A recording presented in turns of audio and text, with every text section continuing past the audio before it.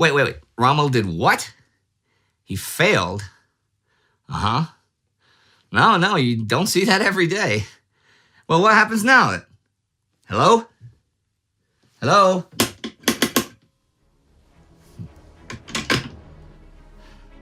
September 4th, 1942. 3 years ago this week, Germany invaded Poland. 3 years later, millions of people are dead, many falling in battle, but millions of them civilians intentionally targeted in a war of extermination. A war that has engulfed the entire world, and one that continues to grow and grow in size, intensity, and terror. This week, the World War is 3 years old.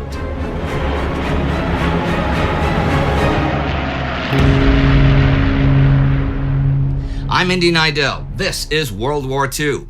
Last week, the Japanese lost yet another carrier to the Americans in the Battle of the Eastern Solomons. They also launched the Battle of Milne Bay on land. The German 6th Army and 4th Panzer Army mounted furious attacks against the Soviets to try and reach the Volga River and break into Stalingrad. And in the Caucasus, the Axis were clearing the Kuban and trying to reach Novorossiysk and Grozny. But stiffening resistance and supply issues stalled their drives. On the 31st, German Army Chief of Staff Franz Halder writes in his diary, "The Führer has ordered that, upon penetration into the city, the entire male population be eliminated, since Stalingrad, with its 1 million uniformly communist inhabitants, is extremely dangerous." 4th Panzer Army Commander Hermann Hoth resumes his drive on Stalingrad from the south already the 29th. He's located a weak spot in the Soviet defenses some 20 kilometers long, running west from Afganirovo Station. This is defended by the 126th Rifles from the 64th Army, but they are missing nearly all of their artillery. Hoth sends in the 24th and 14th Panzer Divisions with the Romanian infantry on the left flank. And they have a huge superiority in men, armor, and artillery. They break through that day, advancing 20 kilometers or so and taking Zeti.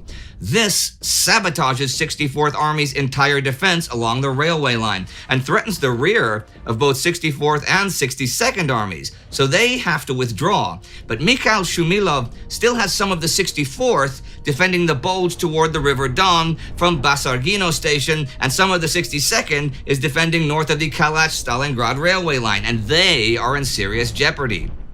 However, on the 1st, the Panzers do not continue north to link up with 6th Army and surround the enemy, but swing east and try to drive on Stalingrad straight from the west. This fails, with the result that the Corps and Army commanders Kemp and Hoth were disconcerted, with the large gap that had formed between 14th and 24th Panzer Divisions, the inability of the former to defeat and destroy the enemy to its front, and 24th Panzer Division's failure to link up with 6th Army's forces to the north. This promises to make it far more difficult to liquidate Soviet forces still operating along the Don, as well as those occupying the bulge between southern Stalingrad and Beketovka.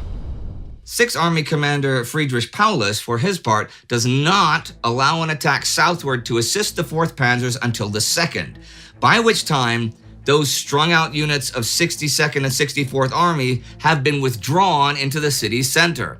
On September 2nd, 6th Army's 71st Infantry and the Romanian 20th Infantry Division from the 4th Panzer Army link up near the rail station at Voroponovo, and the attackers become a solid front. But, as David Glantz points out, the failure to destroy 62nd and 64th Armies before they could join the city's defenses means, henceforth, the Germans had no choice but to contemplate a major struggle to capture the city of Stalingrad. The battle for the suburbs of Stalingrad now begins in earnest. Paulus and Hoth both launched their attacks the morning of the 3rd to break the city's defenses, even as Soviet commander Georgy Zhukov's Stalingrad front armies come from the north to try to break the Axis corridor from the Don to the Volga and link up with the 62nd Army. Though only Kirill Moskalenko's 1st Guards Army has attacked as the week ends, diverting some German artillery and air resources, sure, but failing to achieve much or dent their attacks on the city, and losing half their tanks.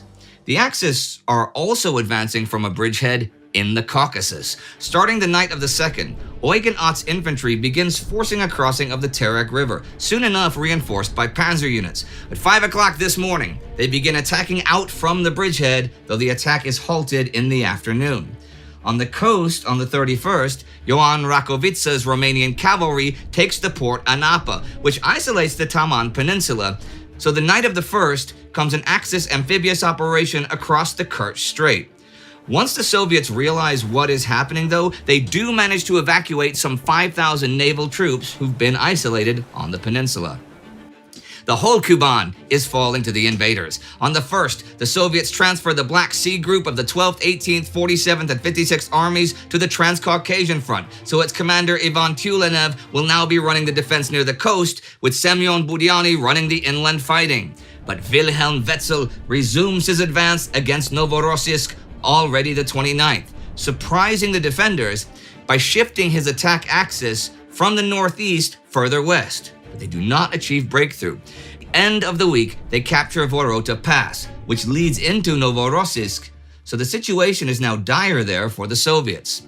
Also, a couple weeks ago after Maykop fell, Army Group Commander Wilhelm List had ordered the advance to continue to take the oil fields near Khadizhensk and drive down to Tuapse on the coast. The first attempt failed in the forests and mountains beyond Maykop. Richard Ruoff's army has just been sitting there since then. He is gathering his strength, wanting to throw 3 army corps against Tuapse, including proper mountain troops. They have not yet arrived. See, they've been busy in the south, trying to cross the high mountains and then take the port of Sukhumi. This is Rudolf Conrad's 49th Mountain Corps. We saw them 2 weeks ago atop Mount Elbrus, the highest point in Europe. He had gotten there by force marching his men, knowing that the mountain passes would be snowed in come September. The snows began already August 18th. And though one of his divisions was just 30 kilometers from Sukhumi, reaching it was never really in the cards. I mean, the nearest rail is 170 kilometers away, and only mules can go on this stretch of the trail. And even if he does cross, he'll likely get stuck on the other side by snow and then be destroyed. They've now abandoned the idea of a drive on Sukhumi and been sent to join Ruoff's drive on Tuapse whenever that happens. And a side note on the Eastern Front. On the 2nd, the Germans launch Operation North Sea against partisans in the Mogilev region. They threaten the main supply line through Smolensk. All such operations tie down more and more German forces. But the Axis are launching something larger this week in North Africa. On the 30th, the Battle of Alam el Halfa begins. Erwin Rommel sends his tanks out just before midnight to breach the minefields between Alam Nail and Karat el Himaimat. The plan is to push east past Alam Halfa and then go north. Rommel tells a colleague, "The decision to attack today is the most serious I have taken in my life. Either the army in Russia succeeds in getting through to Grozny and we manage to reach the Suez Canal, or..." and shrugs. I talked a bit about the situation in North Africa last week, but more specifically, Allied Commander Bernard Montgomery has 2 Army Corps here. 30th Corps under William Ramsden, 9th Australian, 1st South African, and 4th Indian Divisions, are north of Ruwezat Ridge. They have the 23rd Armored Brigade in reserve. Further south is 13th Corps under Brian Horrocks. These are the guys more in the line of the main attack. That's the New Zealand Division beyond Ruwezat Ridge, then the 7th Armored Division out front to the south. The 8th Armored Brigade from 10th Armored Division is to the southeast of Alam Halfa, which should be on the flanks of Rommel's attack. The actual Alam Halfa Ridge itself has the 44th Division holding it, and the 22nd Armored Brigade is at the western end, so its guns can back up the 44th's artillery. Herein lay the key to Montgomery's defensive battle. No longer were British tanks to be lured onto enemy armor and guns in prepared positions and there destroyed. If Rommel wanted victory, he would have to advance to achieve it without being able to rely on the British contributing materially to their own defeat. And Montgomery gave Horrocks strict instructions to fight all the time in his prepared positions and not to allow his tanks to be mauled before they were required for his coming offensive. As we saw last week, Monty knows Rommel is going to attack from the south, So 7th Armored is supposed to give way when the attack comes and then hit Rommel on the flanks when he turns north. Rommel will then bang his head against the ridge and be stopped. But what if he doesn't turn north at Alam Halfa and does so further east? Well, that would involve him putting the whole of 8th Army between him and his supply lines, which would be pretty suicidal, but just in case, Montgomery has a map of the region that shows the desert to the east as impassable as the Katara Depression is further south, a fake map, planted so the enemy will find it. Montgomery is a fan of deception of the enemy. So, Rommel's attack begins late on the 30th with deception raids of his own in the north against 30th Corps as the Deutsche Afrika Corps heads south and east.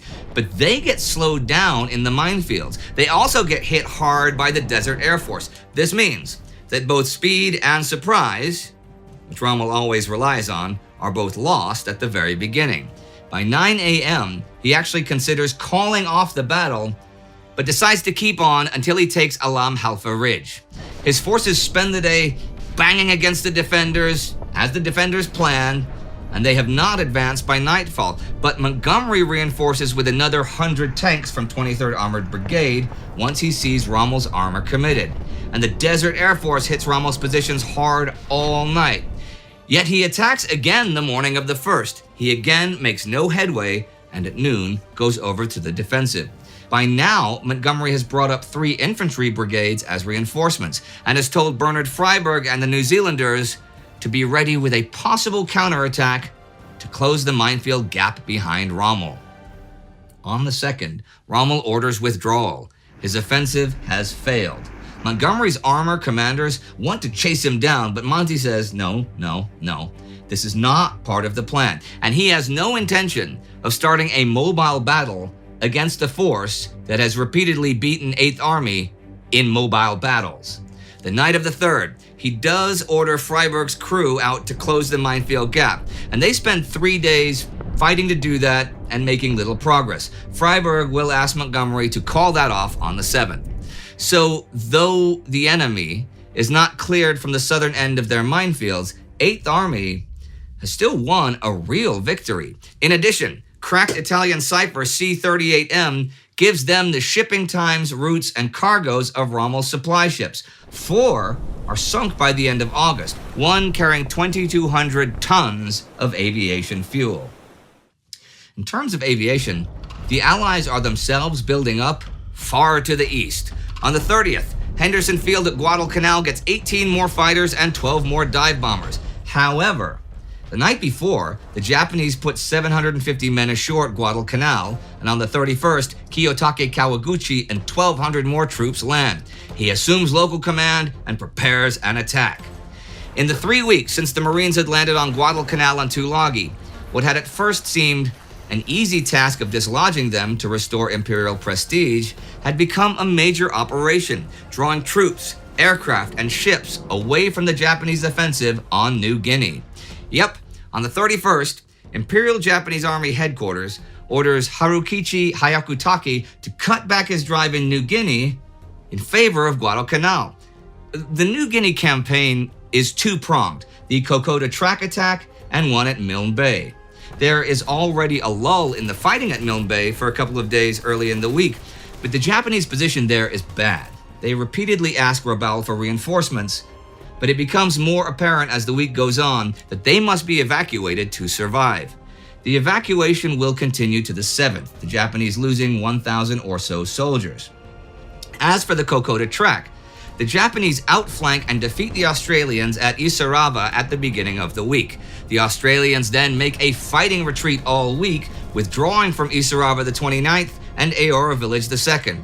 Arnold Potts, though, is determined to make a stand at Mission Ridge within the next few days. The Japanese are having support issues in the whole region, specifically by air and specifically from Rabaul. By August 29th, there are only 88 planes there after the attrition of the previous weeks, and only half of them are operational. So they draw up a plan to beef up Rabaul by September 20th to 93 long-range Zeros and 38 short-range and 81 twin-engine bombers, as well as a small complement of Vals, recon planes, and flying boats. They have lost a lot of planes in carrier battles with the Americans. But this week, on the 31st, the U.S. loses a carrier. Temporarily. Saratoga is hit by a torpedo from submarine I-26. This wounds a dozen men, including Admiral Frank Jack Fletcher, floods a fire room, and causes a bunch of short circuits. With Saratoga's turboelectric propulsion system, this means she is stuck dead in the water. Temporary repairs are effected soon enough, and she can run under her own power, but she will soon set sail for Pearl Harbor, dry dock, and permanent repairs. For the month of August in all theaters, the Allies lose 123 ships for 661,100 tons. U-boats sink 108 of these for 544,400 tons. They are once again operating in the North Atlantic, off Brazil and Venezuela, and in the Caribbean and the Gulf of Mexico. And here are a few notes to end the week. On the 30th, Luxembourg is annexed by Germany. The next day, the Luxembourg general strike versus conscription begins. On September 1st, Japanese Foreign Minister Togo resigns, and Prime Minister Tojo temporarily takes over the position. Masayuki Tani will take over the 17th. And that is the week, with Guadalcanal ever more the focus in the Far East, Halfa Ridge the focus in North Africa, and Stalingrad emerging as the focus for everything. 3 years.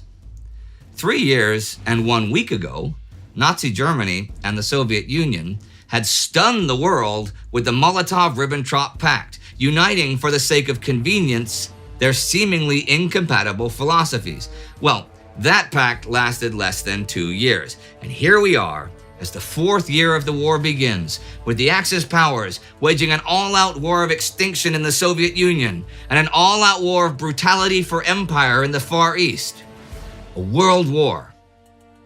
I'm just going to throw out there that the world is a big place, and it's just possible that it might be too big for such dark dreams to become reality. We ended season 1 of our Between Two Wars series over on our Time Ghost channel just after the Molotov-Ribbentrop Pact was signed. That was in April of last year, not the pact, but the episode. If you'd like to refresh yourself on the circumstances surrounding its signing, you can click right here for that episode, and you should watch that whole series to get a better understanding of how this whole war came to be. Our Time Ghost Army member of the week is Darren Carver-Balsiger. It is the Time Ghost Army that finances all of our productions. So join the army at timeghost.tv or patreon.com. Do not forget to subscribe, and I'll see you next time.